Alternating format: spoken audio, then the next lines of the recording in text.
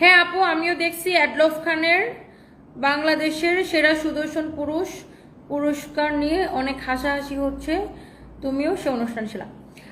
সেটা আপু আমি আমি তো অনুষ্ঠানে যায় তো কোনো অপরাধ করি নাই আপু, আর আমাকে নিয়ে কেন ট্রল হবে? কিছু মানুষ ইন্টেনশনালি আমাকে পাইলেই মানে কিভাবে আমার চেহারাটা ইউজ করে একটু ভিউ বাণিজ্য করবে। হ্যাঁ, ও কই পুলিশ কথা গেছে, বলো যে ম্যাডাম আসতেছে একটু পরে, থাকতে বলো। তো এইরকম কিছু মানুষ আছে আপু, আমি কি করব বলেন?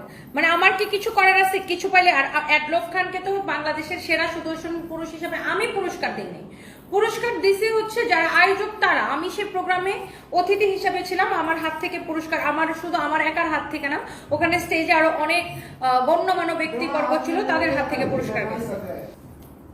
আপু ওনাকে তো ছেলে ছেলে লাগে না, মেয়ে মেয়ে লাগে। আরে উনি ছেলে না মেয়ে, বা ছেলে ছেলে লাগে কি মেয়ে মেয়ে লাগে, সেগুলো তো আমি জাজ করতে যাব না। আর আমি তো ওই প্রোগ্রামের বা ওই কাকে কাকে অ্যাওয়ার্ড দেওয়া হয়েছে সেটার তো আমি বিচারক না। আমাকে তো হচ্ছে ওখানে গেস্ট হিসেবে নিয়ে গেছে, আমি গেস্ট হিসেবে গেছি। আমি ভাই কি এক অপরাধ করলাম? আমি 3.5 বছর পরে কোনো একটা অ্যাওয়ার্ড ফাংশনে গেছি, তাও ওনারা আমাকে অনেক রেসপেক্ট দেখাইছে, অনেক মানে কি বলবো, বলতে গেলে এমন কিছু মানুষ আমাকে রিকোয়েস্ট করছে ওখানে যাওয়ার জন্য, যে আমি মানা করতে পারি নাই। আমি মানে কি এখানে তো ওনাকে তো আমি সিলেক্ট করি না। আর উনি ছেলে ছেলে লাগুক বা মেয়ে মেয়ে লাগুক, আমার কি, আমার তো ওনাকে নিয়ে কোনো সমস্যা নাই। উনি ছেলে হইলেও আমার কোনো সমস্যা নাই, মেয়ে হইলেও আমার কোনো সমস্যা নাই, গে হইলেও আমার কোনো সমস্যা নাই, ভাই হইলেও আমার কোনো সমস্যা নাই। আমার তো ওনার সাথে কোনো মানে, উনি আমাকে দেখলে রেসপেক্ট দেখায়, কথা বলে, ভালোবাসে, আমি ওনাকে দেখলে রেসপেক্ট দেখাই, ভালোবাসে, কথা বলি, দ্যাটস ইট।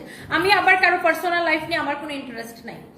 এটা যদি কারো লাগে সেটাকে দেখেন, কালারটা খুবই সুন্দর। আর আপু আমি এত কাজ করি না, এত ব্যস্ত থাকি, আমার এসব প্রোগ্রামে যাওয়ার সময়ও হয় না।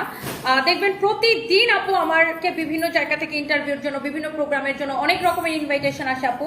আমি একদম ডিরেক্ট মানা করে দিই যে আমার আসলে সময় হয় না, আসলেই আমার সময় হয় না, আমি প্রচন্ড লেভেলের ব্যস্ত থাকি আপু।